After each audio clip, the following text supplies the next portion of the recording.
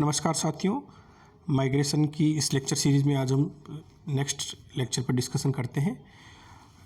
पहले चैप्टर में हमने माइग्रेशन की डेफिनेशन वगैरह और इंटरनेशनल और इंटरनल माइग्रेशन पर चर्चा की थी। आइए इसी में देखते हैं कि इंडिया के कॉन्टेक्स्ट में माइग्रेशन को कैसे कंसिडर किया जाता है।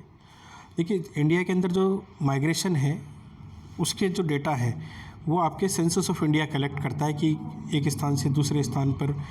तो उसमें 4 criteria basically census of India जो क्वेश्चनर होता है उसमें 4 तरह के क्वेश्चंस उसमें पूछे जाते हैं। कि एक तो पूछा जाता है प्लेस ऑफ बर्थ, कि आपका जन्म स्थान कौन सा है, विलेज और टाउन या शहर या गांव है। फिर ड्यूरेशन ऑफ रेसिडेंस, मतलब आप उस पर्टिकुलर जहाँ पे ये आपको गिना जा रहा है, इन्यूमरेट किया जा रहा है, वो स्थान पे आप कितने टाइम से रह रहे हो। और नेक्स्ट पूछा जाता है प्लेस ऑफ लास्ट रेसिडेंस, आप लास्ट टाइम में आप कहाँ रहते थे, मतलब यहाँ नहीं थे तो कहाँ थे आप। और लास्ट क्वेश्चन पूछा जाता है reason for migration from place of last residence. Suppose कि आप मुंबई से आप दिल्ली आ गए या जयपुर से आप सीकर चले गए, तो आपसे पूछा जाता है कि भाई आप जयपुर क्यों आए हो लास्ट रेसिडेंस सीकर छोड़ के। तो ये आपसे एक क्वेश्चन पूछा जाएगा उसमें क्वेश्चन एयर में। तो इस तरह से आपका सेंसस ऑफ इंडिया है वो आपके माइग्रेशन के डेटा को रिकॉर्ड करता है इन 4 इन्फॉर्मेशन के बेसिस पे।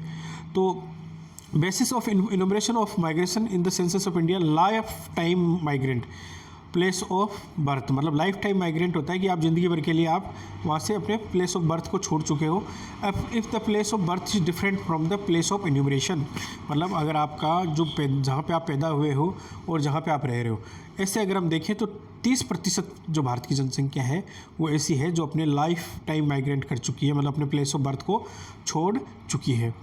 और migrant by place of last residence, place of residence मतलब जहाँ भी अब उनका घर है। सपोज कि आपका घर, जैसे मैंने कहा सीकर में आप जयपुर आ गए, लेकिन आपने वहाँ से बाय बर्थ नहीं छोड़ा है, वापस आप वहाँ जाते हैं।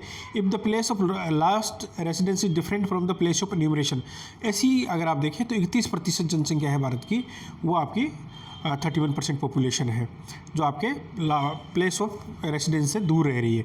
देखिए 2 हो गया, एक हो गया प्लेस ऑफ बर्थ, एक होता है प्लेस ऑफ रेसिडेंस। रेसिडेंस से मतलब जहाँ आपका घर है लेकिन फिर आप वहाँ से मूव कर गए। सपोज आप सीकर में रह रहे हो और आप झुंझुनू में पैदा हुए, आप सीकर में आके आपने घर बना लिया, फिर वहाँ से आप किसी वहाँ पढ़ाई लिखाई की आपने और वहाँ से जॉब के लिए आप जयपुर आ गए। तो इस तरह से अगर हम देखें तो 31% पॉपुलेशन आपकी प्लेस ऑफ रेसिडेंस से मूव की है और 30% जनसंख्या आपके लाइफ टाइम मूव कर गई है अपने प्लेस ऑफ बर्थ से। अगर हम इंडिया के कॉन्टेक्स्ट में देखें स्पेशल वेरिएशन, अगर हम पूरे भारत के क्षेत्र में कि माइग्रेशन कैसे होता है, इंटरनल आंतरिक माइग्रेशन, तो महाराष्ट्र, दिल्ली, गुजरात और हरियाणा, ये 4 राज्य ऐसे हैं जिनमें नेट माइग्रेंट्स, मतलब जो आपके सबसे ज़्यादा लोगों को अट्रैक्ट करते हैं एक दूसरे राज्य के लोगों को, कि अपनी राज्यों में सबसे ज़्यादा इन माइग्रेंट्स होता है। और अगर देखें largest number of out migrants, जिनमें सबसे ज़्यादा एक राज्य छोड़ के अपना राज्य छोड़ के बाहर जा रहे हैं, वो है आपके यूपी बिहार। आप दोनों, और तीसरा अगर हम देखें तो ग्रेटर मुंबई है, वो आपका सबसे ज़्यादा बड़ा अर्बन एग्लोमरेशन है जो लोगों को अट्रैक्ट करता है अपनी तरफ और सबसे ज़्यादा इन माइग्रेंट्स को अट्रैक्ट करता है। अगर इंट्रा स्टेट माइग्रेंट्स की बात करें तो इसमें आपका सबसे ज़्यादा है ग्रेटर मुंबई।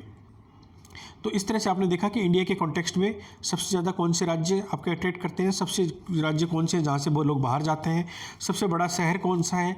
इस तरह से आपका स्पेशल वेरिएशन हम देखते हैं। और reason for wanting to leave home reason, तो अगर हम देखें तो why city seems attractive more migrant, अगर आप विचार करने वाली बात है कि लोग ज़्यादा शहरों में क्यों जाते हैं, क्यों रहना पसंद करें।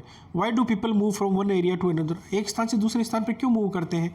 इसके पीछे दोस्तों 2 कारण हम मेजरली मानते हैं कि अभी मैंने कहा कि यूपी बिहार के लोग बाहर ज़्यादा जाते हैं, पंजाब हरियाणा और आपका महाराष्ट्र वगैरह अट्रैक्ट ज़्यादा करते हैं। तो इसमें कौन कौन से पुश फैक्टर है कि कौन से कारक है यूपी बिहार में जो लोगों को धकेलते हैं बाहर जाने के लिए, और ऐसा कौन सा कारण है कि महाराष्ट्र अट्रैक्ट करता है यूपी बिहार के लोगों को, या हरियाणा या पंजाब के लोगों को अट्रैक्ट करते हैं, दिल्ली अट्रैक्ट करता है। तो ये आपके पुल फैक्टर हो गए। अब देखिए इसमें अगर हम देखें पुल फैक्टर्स में तो इकोनॉमिक कॉजेज हो सकती है, ये पुश भी हो सकता है पुल भी हो सकता है। तो migration in search of better economic conditions, सब लोग बाहर क्यों जाते हैं, अच्छे रोजगार के लिए, अच्छी आमदनी के लिए। अर्बनाइजेशन क्या करता है, लोगों को अट्रैक्ट करता है। Moving to the city because of poor economic condition in rural areas, अब लोगों की आर्थिक स्थिति गाँव में ख़राब होती है तो कहाँ जाएंगे, बड़े शहरों में जाएंगे, रोजगार की तलाश में जाएंगे, अपनी आर्थिक स्थिति सुधारने के लिए जाएंगे। तो ये आपके आर्थिक कारक है आपके माइग्रेशन के। दूसरा एक क्या होता है कि over problem, migration to escape over population and its effects, migration to the suburb in order to secure better living condition, especially better school districts, less crowded living conditions। तो लोगों को ये चीज़ें भी आपकी अट्रैक्ट करती है। Migration to escape poor climate condition, इसमें क्या होता है कई बार आप देखिए जैसे वेस्टर्न राजस्थान है या कई बार कहीं बाढ़ ज़्यादा आती है या सूखा ज़्यादा पड़ता है, एक्सट्रीम जहाँ पे आप जैसे आपका हिमालयन क्षेत्र है वहाँ पे 6 महीने आपको हार्श क्लाइमेट बहुत ज़्यादा मिलता है, मालूम बर्फबारी होती है या मार्ग बंद हो जाते हैं, तो वहाँ से लोग कहाँ जाएंगे, जीवन यापन के लिए बड़े शहरों की तरफ जाएंगे। तो ये भी एक बड़ा कारण है कि अपनी पुअर क्लाइमेट भी आपको पुश करता है। Migration to escape natural disaster, the tent cities created in Turkey after 1919 earthquake, some of them are still there and in other cases the residents have moved away to live with relatives and haven't come back। तो ये reason क्या है कि natural calamities भी, जैसे अभी मैंने कहा कि वहाँ पे आपका उत्तराखंड में मान लो कि कई बार रास्ते जाम हो जाते हैं या कहीं पे बाढ़ ज़्यादा आती है, भूस्खलन ज़्यादा होता है, तो लोग क्या करते हैं, भूकंप ज़्यादा आते हैं वहाँ से मूव कर जाते हैं दूसरे शहरों में और फिर वहाँ पे वापस अपना उन स्थानों से बचते हैं कि वहाँ न जाना जाए कि जान माल की हानि होती है। तो आपका नेचुरल जो क्लाइमेटिक कंडीशन है या आपका जो नेचर है वो भी लोगों को पुश करती है कि आप वहाँ से मूव कर जाओ, और कुछ जगह होती है जो नेचुरली आपको अट्रैक्ट करती है कि वहाँ पे आप आके रहें। नेक्स्ट जो कारण है वो आपका political causes of migration.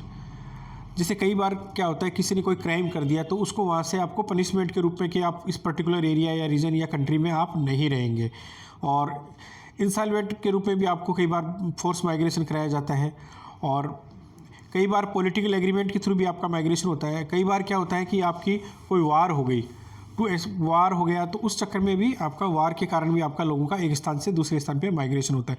For example India और पाकिस्तान की जब वार हुई थी तो लोगों का माइग्रेशन हुआ था एक स्थान से दूसरे स्थान पे, लार्ज स्केल पे माइग्रेशन होता है। सेम वे आपका जब तिब्बत का इशू आया था तो वहाँ से बहुत सारे तिब्बती शरणार्थी इंडिया के अंदर आए थे। तो ये सारे रीज़न क्या है, ये पॉलिटिकल रीजन्स है, इनकी वजह से भी आपका माइग्रेशन होता है। आप देखिए तमिलनाडु का, अगर तमिलियंस का आप देखिए श्रीलंका से, तो तमिल जब वार हुई थी LTT से तो बहुत सारे लोग वहाँ से मूव कर गए थे इंडिया के अंदर। सोशल कॉजेज ऑफ माइग्रेशन के अगर देखें तो क्या होता है, कई बार सोशल कॉज में बहुत सारी चीज़ें हैं, जैसे शादी हो गया, धर्म हो गया, ये सारे चीज़ें हैं आपके एक वर्ग विशेष के साथ रहने की जो भावना हो गई, ये सब रीज़न भी आपके लोगों को एक स्थान से दूसरे स्थान पे मूव करने के लिए या यूनाइट होने के लिए मजबूर करती हैं। और पॉलिटिकल फिलोसफी फैलाने के लिए, जैसे मार्क्सिज्म, डेमोक्रेसी या आपका क्रिश्चियनिटी फैलाने के लिए भी लोग बहुत स्थानों पर इधर से उधर आपके मूव करते हैं। और माइग्रेशन इसलिए भी होता है कि पर्सनल फ्रीडम भी कई लोगों को चाहिए होती है।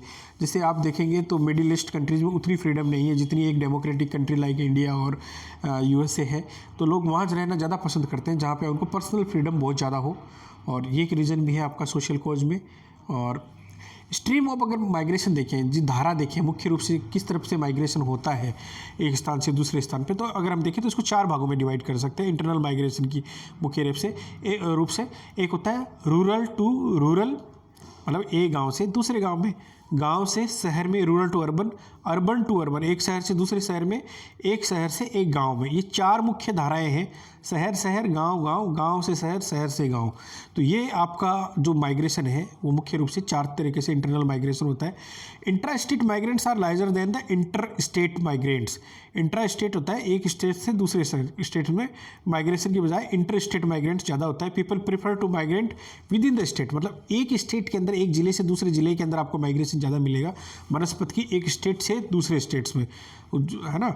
और दूसरा है intra state migration is dominated by female migrants. अगर आप देखिए तो जो एक इंट्रा स्टेट माइग्रेंट्स होते हैं, एक ही जो राज्य होता है उसके अंदर मेल फीमेल वाइज अगर हम देखें पुरुषों और महिलाओं की तुलना में, तो महिलाओं का जो माइग्रेशन होता है इंट्रा स्टेट माइग्रेशन वो ज़्यादा होता है compare to male. Whereas inter state migration is dominated by migrants. Male जो पॉपुलेशन होती है वो अपने राज्य से बाहर ज़्यादा जाती है compare to female. Female migrants due to the reason of marriage, तो आप शादी का सबसे बड़ा रीज़न है, और की वजह से आपके जो फीमेल का है स्टेट के अंदर ही मूवमेंट ज़्यादा होता है एक ज़िले से दूसरे ज़िले में, तो आप देखते ही हैं। तो यही आपका इंट्रा स्टेट माइग्रेशन है। और अगर पुरुषों का अगर आप देखें कि दूसरे राज्यों में जो जा रहे हैं वो इकोनॉमिक रीज़न सबसे बड़ा है, क्योंकि रोज़गार की तलाश में और उसके लिए आप बाहर मूव करते हैं। Females prefers short distance rural to rural migration, ये गांव से दूसरे गांव में महिलाओं का सबसे ज़्यादा माइग्रेशन देखने को मिला है। अगर सेंसस के डेटा देखें तो मेल माइग्रेंट का है वो डिस्टेंस ज़्यादा होता है, रूरल टू रूरल ना होकर अर्बन एरियाज़ में ज़्यादा होता है। तो अगर आप देखें तो महिलाओं का गाँव से गाँव में, पुरुषों का गाँव से शहर में, महिलाओं का एक ही राज्य में, पुरुषों का दूसरे राज्यों में माइग्रेशन ज़्यादा होता है। तो ये स्ट्रीम ऑफ माइग्रेशन है आपका। अगर आप देखें तो इंडिया के अंदर इंटरनल माइग्रेशन जो होता है उसके ऊपर चर्चा की हमने आज। आई होप आपको ये लेक्चर पसंद आया होगा और आगे हम जल्दी मिलते हैं नए वीडियो लेक्चर में इसी क्रम में। Thank you so much. Till then take care, bye bye.